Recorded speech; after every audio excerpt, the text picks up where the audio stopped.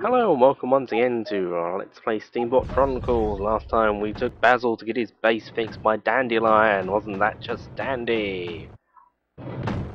This time we're going to have a look more of an explore around the forest. We're supposed to go straight back to Happy Garden, but we're in time freezy time at the moment. We got plenty of time to spare. Let's have a look. This amazing forest. There's not many trees, I notice. Wonder how that happened. Yep, it's time for another robot boss. We've got a giant tree-eating monster thing. By attacking the legs, it will be suicide, so don't do it. What you want to do is boost jump at the head, basically. We could attack it with a water cannon, but see, it doesn't do that much damage. Right, it retreats. The jump boosting attack. Interestingly enough, the fast boost attack doesn't actually take durability away from your weapons. Durability, I mean, is a very good tactic for finishing things off if you want to save your durability. It's a fairly boring boss battle. If I remember correctly, this guy actually just respawns whenever you come into this area. He's a spiker apparently. He's supremely easier. He's a bit more of a threat than the sandcastle was, but this guy will at least drop money. Okay, now he's not running around. Let's have a bit of a look at what he looks like. Well, what he looks like after his chassis has fallen to bits. So there's nets up to stop you from simply running away. Yep, that's what he looks like after he's fallen to bits. He's got a very big red cross on the, yeah. Let's finish him off. Yeah, he drops a ton of money. Seriously. I wouldn't be surprised if there's 500 here.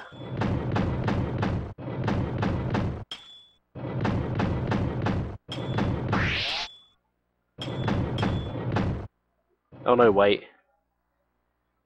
Did that just say 1 obtained? Okay, maybe there's not 500. A lot of fuel though. If they were all 20, that would have been 500. In fact, some of those coins are only worth 1. That's a bit rubbish. We've got 2 paths to explore. The first one leads us higher up the mountain, as it were. There's a little bit of a weird loading bit there. We'll see what loaded in a moment. The lumberjack. We will be coming back for him and his lumber later. So he's got one of those buzzsaw arms. Pretty much the only place in the game to buy wood, which we'll be needing for a few side quests, and also the main storyline at one point, but let's ignore that. Yes, that weird loading zone there was presumably to load the model of Happy Garland we're going to be looking at in a minute, here at the observation cliff. So before we go and observe some cliffs, you see this sad little mound with some flowers in front of it. If I stand in the right place, this is not the right place. Oh, there I was. Back a bit. Oh. There we go. Oh, stop. Yes! It's Chicory! Dandelion buried him on the observatory cliff, and really cheaped out on the gravestone. Look at that thing. That's really tiny. I mean, this is a better gravestone. You should have nicked this thing. It's a monument to nothing in particular. This looks a bit precarious there. I wonder if the grave was originally going to be up here. And they thought it was a bit ostentatious. Anyway, here's Happy Garland. You can see the very big empty areas around the edge of it, mainly. See, round the back of the station over there, it's just completely devoid of anything of interest. Very unnatural for a town to look like that. Very strange. Yeah, they probably weren't going for that much realism when they designed the place. Considering every single building seems to have a function. Can't complain too much. If they put more stuff in, there'd just be stuff we couldn't do anything with. Anyway, that does it for the forest. On the way out, we might as well nick some lumber. I mean, I don't see why you really need the buzzsaw arm. But you can do this instead. There we go, 2 trees! When this saw was very soft, they just pull out. They just pull out, you know. They just pull out. I've got 2 lumbers, I'm good. Right, let's head back to the area where we fought the Spiker. And take the other path. To be honest, you can't really see much, can we? Should do something about that. There we go, that's ah, perfect. I've still got most of the lumber. Very easy to get lost in this area as the exits look the same. So best remember, if you want to go back the way you came, you want to take the route that heads downwards. And if you want to head to the Observatory cliff, you want to take the route that looks like it's heading upwards. Well, severely upwards. This one's heading upwards as well. And what is this? It's Eurydica. The fabled land. Mysterious Eurydica. Yeah, Eurydica is a prosperous mining town that's past its prime. Wish that cookie would shut up.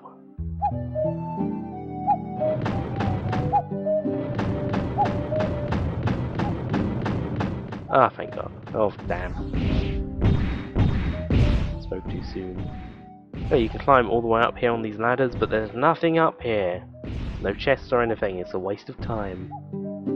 Oh, there's a man.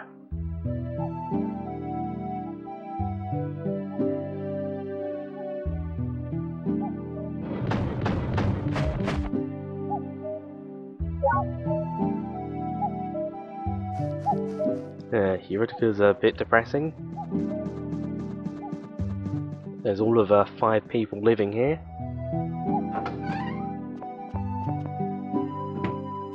Here's number 2. See number 3 outside. Actually, thinking about it, there's at least 6. We can buy iron ore here. I think we can sell it at the factory.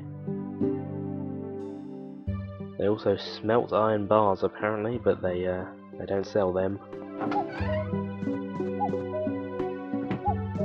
Next to the foundry is another building. Let's have a look inside.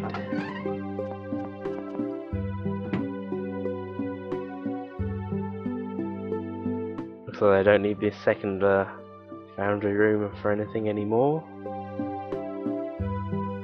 Keep their iron rods and things in there. Well, that's that side. Let's have a gander over here. Well, the story hasn't actually strictly brought us here at the moment, but we're free to explore, which is nice. I wouldn't drink that water. Jeez.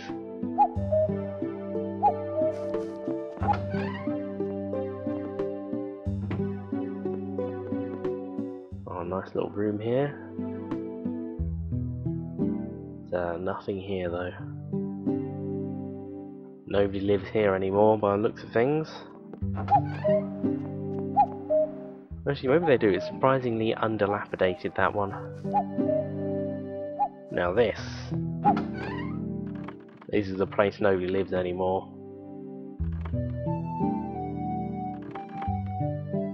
It looks empty at first glance, or why is there a door behind the counter? was nothing there. Why would that be? Very tricky game. I'm onto you. Film reel 4. Naturally, we're going to want to buy a whole load of stock before we take that back to the Nefro Theatre. It looks like we won't be back in Nefrobo for quite some time, unfortunately.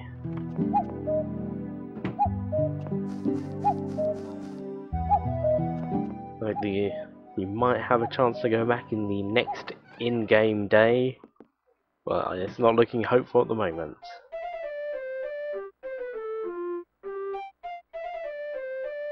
Here's the 4th and 5th person. I noticed the 3rd person was the mechanic outside. Here we can buy rye bread and a horse steak. Let's buy some horse steak. There's the constipatory herbs. And the little swabby.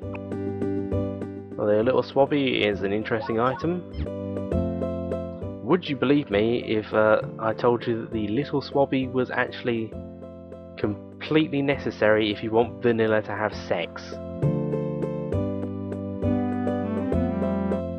So let that sink in. That is an item that you require for the dating side quest to reach its conclusion, as it were. Not really sure why. I think it's probably a Japanese thing.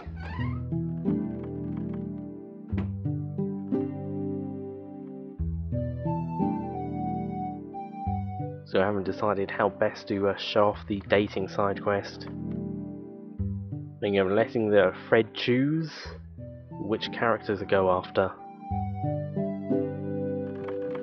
Well, that's for later. Let's have a little explore around this old abandoned school building. No children left here. It's got a bit of an attic though. Let's look at that.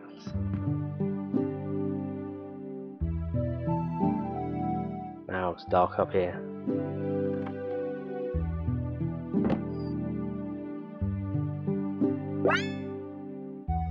Another classic world literature.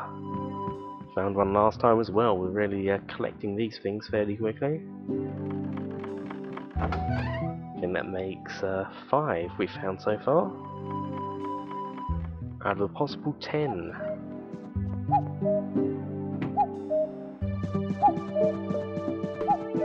Over here we got a strange sandy area. Very odd. Not really sure what that's about. Yeah, Eurydica is one of those rare areas in the game where you can walk around and explore on foot, or you can stamp all over it in your giant robots. The only other place we've been that's like that is parts of Honeybee Gardens and Eurydica, not Eurydica. What was I gonna say? Oh, Alcazar de Condor, that's like that too. I suppose the towns, if you're being pedantic, but you don't really get to stamp around everywhere. Yeah, that's the main part of the village, town or whatever. Is it a mining village? Would you describe that as? I feel uncomfortable calling it a mining town when only 6 people live in it. And here we have the actual mine.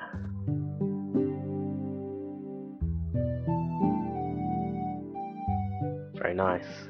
Very big. And here we have number 6.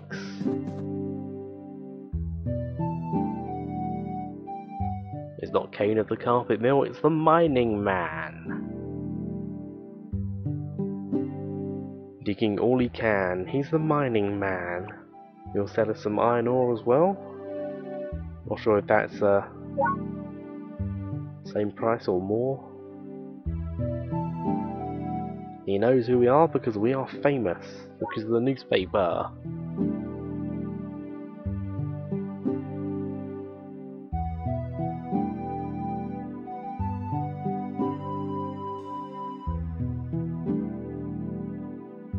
And he wants some more miners.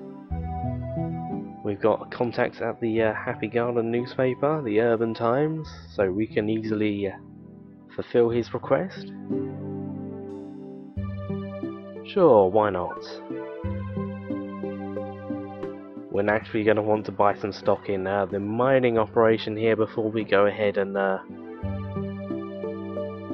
do that though. Also, look, there's a map of the town. We are currently in that little dog leg up the top, which is where the mine is.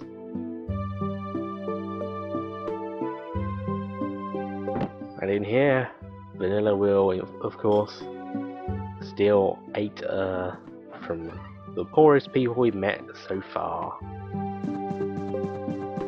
Well, maybe that old man at the oasis was poorer. At least he was in a nicer setting. That's a very big mine entrance, really. Should we have a look inside? Yes, the Eurydica mine is in fact the second dungeon in the game. We can actually visit the Eurydica mine. The glitch I'm trying to avoid is the one where items from the Eurydica mine appear in the Fen ruins. You end up with duplicates, which messes up the museum side quest. Basically, to avoid this, clear out the Eurydica mine before you even touch the Fen ruins. Anyway, how the mines work is there's 3 levels of increasing difficulty. The further down you go, the better the loot you find though. The higher chance you have of finding unique items. I've got a checklist here of 25 items I need to find here. For this update I'm going to be covering level 1 of the dungeon. These dungeon floors are randomly generated, by the way. When we return there'll be a completely different layout. Anyway, I'm going to be covering number 1 for this one. If you want to see level 2 and 3, they'll be the next update, along with all the grinding that I'm going to have to do to get all these 20 items I'm after. See, we've got some new Trotwiville enemies here. These are ones that only appear in the in this place, if I remember correctly. We've got the drill guys, and we got more Triclopses. We're well used to dealing with them by now, though. So anyway, there are 20 items we need to find. There are 15 unique artifact items which are tied into the museum side quests. That is not one of them. Chests will either contain money, an artifact, or... let's have a look, what's this one got? Oh, topaz, that's one of the things we want to actually find. We need to find 4 sorts of gem while we're here. The gems are not unique items, they will continue dropping long after you found everything else. They're still surprisingly rare, but we need 1 of each. Anything more than that's a bonus because we can sell them. What do we got? Just chuck this scarab. I hate scarabs! Oh, I hate scarabs, they do this. Fairly damaging. Very easy for them to catch you with that. What you want to do is get around the side and give them a good thrashing. So you may notice the pickup icon is appearing over them as I did that. We can simply pick them up and throw them, which is much more effective than actually trying to beat them down. I won't work that out until we're down to the 3rd floor, however. Anyway, so we got 15 unique artifacts, 4 sorts of gem. There's the 2nd sort of gem already. We're on a roll. And mouldy bread. Most of the chests actually contain either spoiled meat or mouldy bread. Which is sort of realistic for an ancient abandoned mine, I suppose. There'd be spoiled food down here. Doesn't really make a whole lot of sense though. Anyway, this is the smallest floor. Oh yes, the final item is the Eurydica plate. The Eurydica license plate. We're going for 100% plate, so we need to find it. To get the Eurydica plate, we had to find it in a chest, and it will only drop from a chest once we found all 15 artifacts. So that makes 20.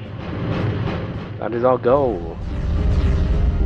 Now, to complete a dungeon floor, you have to find the boss and kill it.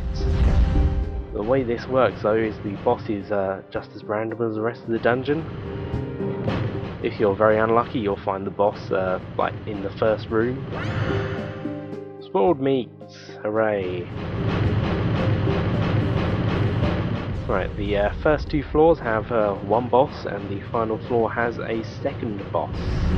More bossy boss. So if you want to see that, you're going to have to watch the next video. If you're already bored of this dungeon crawling action we've got going on here, and if you aren't already bored and you've got a longer attention span than I do, to be honest, then don't bother with the next one. We'll continue with the plot afterwards, in the episode after that. Anyway, this is the Armoured Yeti. Yeah, weirdly, half your attacks don't seem to do any damage to it, but what they are doing is knocking off bits of its armour. The way it fights is basically just a much bigger, much stronger Triclops, except it doesn't have the mace arm. Very easy to avoid. Does do a lot of damage if you get hit though. Anyway, that's it for today, basically. We're just gonna get the option to leave, and we shall. So, see you next time for more dungeon crawling action, or the time after that if you're not into that.